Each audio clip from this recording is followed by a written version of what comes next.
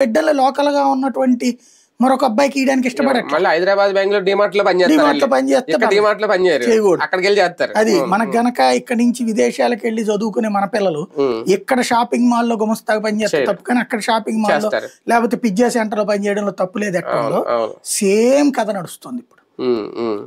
ఈ వాతావరణం మనం మార్చకపోతే అంటే ఫీల్ పాజిటివ్ అనేటటువంటి అట్మాస్ఫియర్ క్రియేట్ కావాలి ఇక్కడ పబ్లిక్ లో.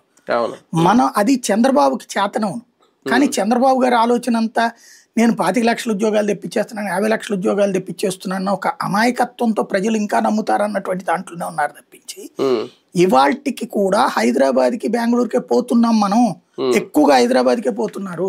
కోస్తా జిల్లాలో వాళ్ళందరూ హైదరాబాద్ కి పోతున్నారు, ఉత్తరాంధ్రలో కూడా హైదరాబాద్ కే పోతున్నారు, రాయలసీమ వాళ్ళందరూ బెంగళూరుకి చెన్నైకి పోతున్నారు చిన్న చిన్న పనులకి ఉపాధి అవకాశాలకి. దానికి కారణం ఒకటి మన దగ్గర ఇక్కడ ఉంటే మనం ఇచ్చే వాల్యూ, రెండవది గ్రామీణ ప్రాంత రాజకీయాన్ని కలుషితం చేసాం మనం. ఈ కలుషితాన్ని దూరం చెయ్యకపోతే మనం ఇక్కడ బ్రతకలేం, మన పిల్లలు ఇక్కడ బ్రతకలేరు, రేపో మాపో మన పెద్దలు కూడా వెళ్ళిపోతారు. ఎందుకంటే ఇప్పుడు ఫర్ ఎగ్జాంపుల్ దొంగ కేసులు పెట్టుకుని అక్రమ కేసులు పెట్టుకుని వేధిస్తూ ప్రతిదానికి ఒక స్వేచ్ఛగా ఇప్పుడు సోషల్ మీడియాలో అక్కడ బీఆర్ఎస్ వాడు కాంగ్రెస్ వాడిని తిడతాడు, కాంగ్రెస్ వాడు బీజేపీని తిడుతున్నాడు, అక్కడ వరకు సోషల్ మీడియాలో అరెస్ట్ లేవే.